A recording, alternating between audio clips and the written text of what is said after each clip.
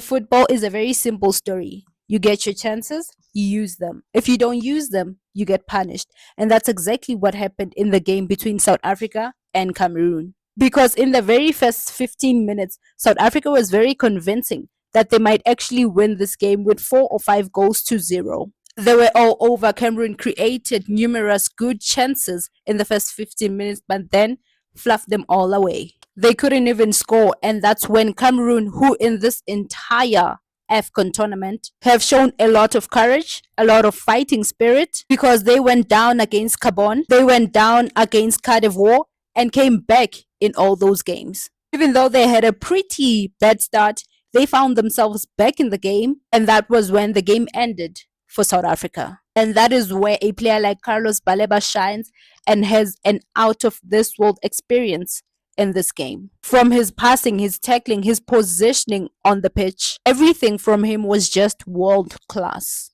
Even Junior Chamade was able to take advantage and score his first ever goal for Cameroon. So for Bafana Bafana, it was a good journey, even before the AFCON, having a long unbeaten streak, also winning a bronze medal at the last edition of the AFCON. But unfortunately for them, the round of 16 is where it comes to a dreadful and hurtful end.